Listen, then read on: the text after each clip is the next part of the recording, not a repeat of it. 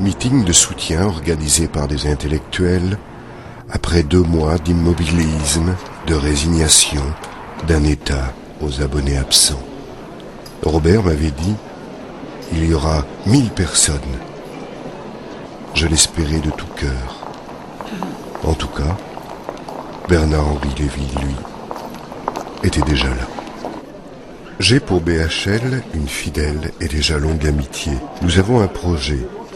Édité en DVD, Les oiseaux vont mourir au Pérou, le premier film devenu introuvable de Romain Gary.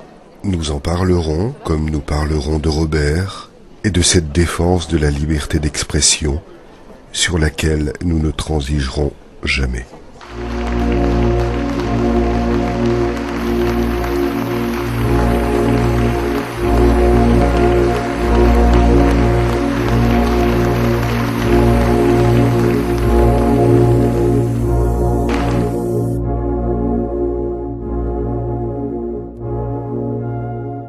Il est avec nous ce soir, c'est Bernard-Henri Lévy, je vous demande de l'accueillir.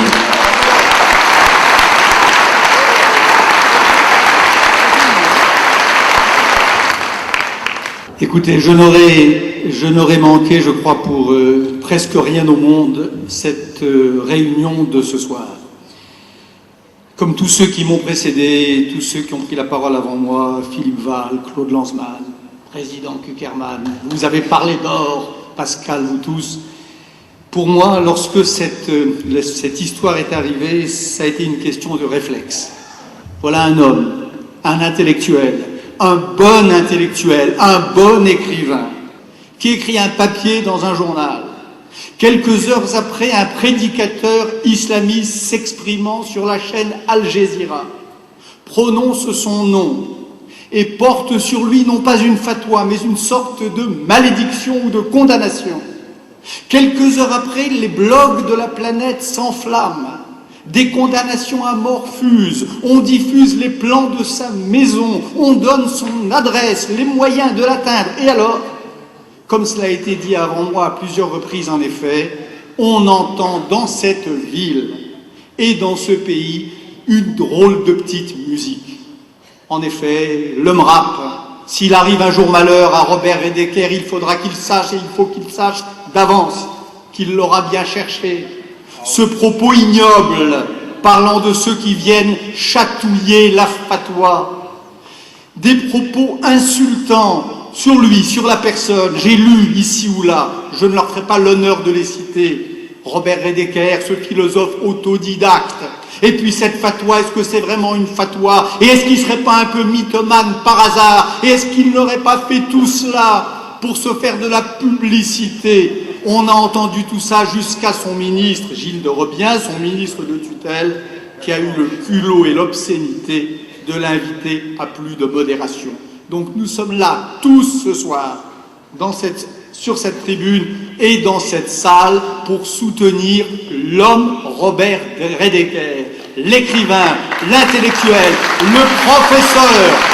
Et à ce propos, la gendarmerie nationale fait bien son travail. Est-ce que l'éducation nationale le fait aussi? Claude Lanzmann me suggérait tout à l'heure. Après tout, peut-être qu'en effet, Robert Redeker est entré dans une saison de sa vie où il fera moins bon qu'autrefois pour lui vivre à Toulouse.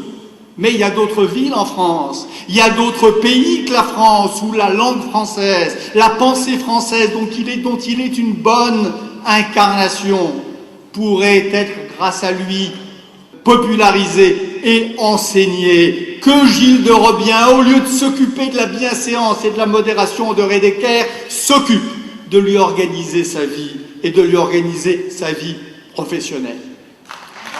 On est là, nous sommes là aussi, et je voudrais sur ce point prolonger très légèrement ce qui a été dit par certains de mes camarades.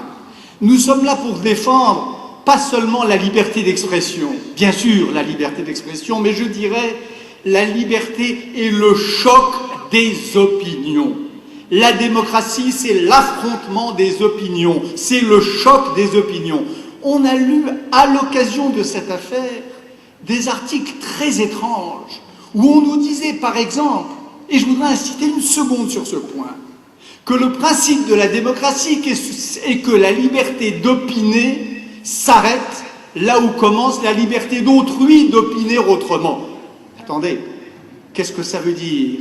Si ma liberté d'opinion s'arrête à la liberté d'opinion de mon voisin, cela veut dire que je n'aurai le droit d'opiner que ce sur quoi je sais qu'il est d'avance d'accord. Ça veut dire que le débat démocratique se limiterait à des sujets de consensus. Ça veut dire qu'il n'y aurait pas de débat démocratique du tout. Est-ce que cette liberté absolue d'opiner doit aller jusque-là, jusqu'à offenser ce que parfois les sujets ont de plus sacré, donc de plus cher? Est-ce que la question de la religion ne devrait pas être une autre limite à la liberté absolue d'opiner? Alors je voudrais juste dire qu'en démocratie, dans les trois grandes révolutions démocratiques qui ont forgé la modernité, la grande révolution démocratique anglaise, américaine et surtout française, il y a un autre principe qui s'appelle, chez les Américains, la sécularité, qui s'appelle en France la laïcité, et qui dit une chose très simple. Un énoncé touchant à la croyance, touchant à la foi, il a deux faces, il a deux bords. Il a un bord par lequel il touche à l'intime, et il a un bord par lequel il touche au public. Ce bord par lequel il touche au public, dans un régime démocratique, il est légitimement sujet à la confrontation, au sarcasme, à l'attaque éventuellement injuste. On peut regretter ça. On peut penser qu'il serait mieux de vivre dans un État théocratique.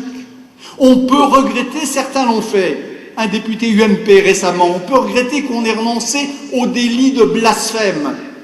On peut rêver de réintroduire dans la loi française le délit de blasphème, certains le veulent. Je sais qu'il y a des responsables du Front National aussi qui jouent avec cette idée, dans un autre ordre d'idées, dans une autre religion, mais y compris dans cette région.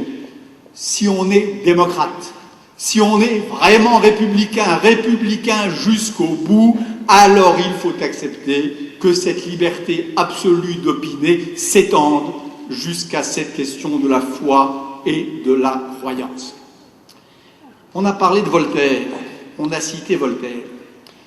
Et en effet, je ne ferai pas injure à Robert Redeker en lui disant que ce qu'il a dit dans cet article que j'ai lu très attentivement, ce qu'il a dit dans cet article, c'était un bel article, puissant, éloquent, mais enfin, par rapport à ce que disait Voltaire sur le même sujet, sur les religions en général, sur le christianisme, sur le judaïsme et sur l'islam, cher Robert, vous étiez très en retrait.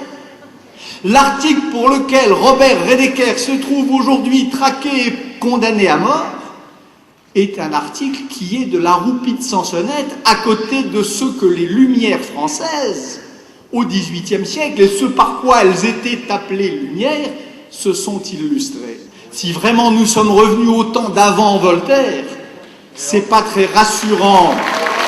C'est pas très rassurant et c'est pas très réconfortant quant à l'état de nos mœurs démocratiques. Mais c'est encore plus catastrophique encore que pour nous, peuple français, c'est catastrophique pour tous ceux qui, dans le monde entier, ceux dont parlait Philippe Val tout à l'heure, tous ceux pour qui la voix de la France compte et pour qui la voix de la France, c'est la voix de la démocratie, du choc des opinions et de la laïcité. Redeker condamné à mort en France. Redeker interdit d'opiner, interdit d'exercer son métier, interdit de mener une vie normale, dans une indifférence quasi générale, avec un grand malaise chez les politiques et un grand nombre de leaders d'opinion. Mais c'est une nouvelle terrible pour les femmes algériennes qui se battent contre l'islamisme, pour les femmes pakistanaises qui se battent contre les crimes d'honneur, parce qu'elles risquent d'être brûlées vives si elles ont le malheur de lever les yeux vers un homme étranger.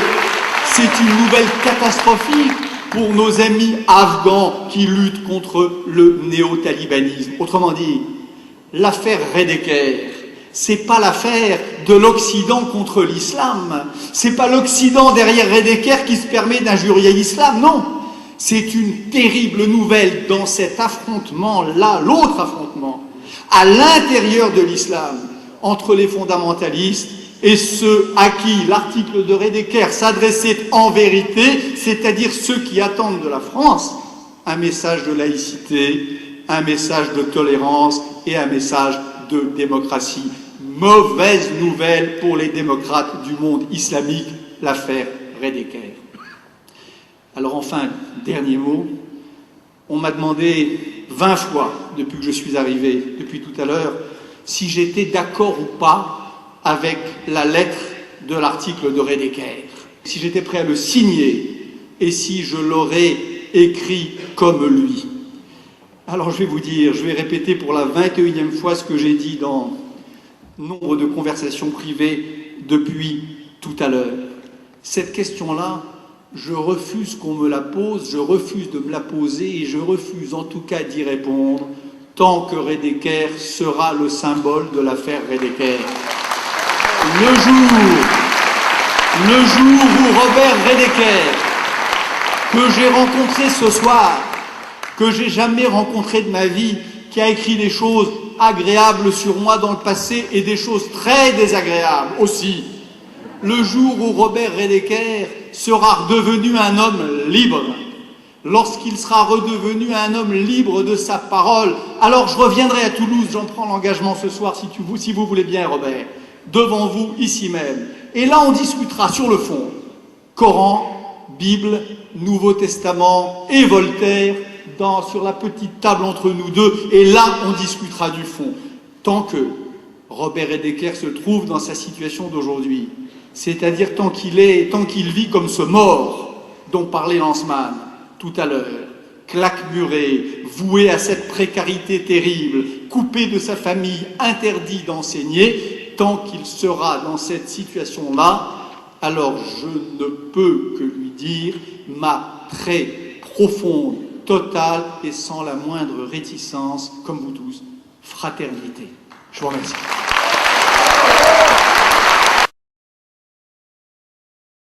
Et je sais qu'il y a une grande majorité de musulmans pour qui l'affaire Redekert est une catastrophe. Une catastrophe, un bond en arrière. Et si la France, qui est un peu la lumière quand même, une des lumières pour ces gens, cède sur ce terrain, si elle recule, pour ces gens-là, pour les gens qui se battent à main nue en Somalie, au Pakistan, en Malaisie, en Indonésie, contre l'obscurantisme, c'est une nouvelle effroyable, c'est un recul considérable.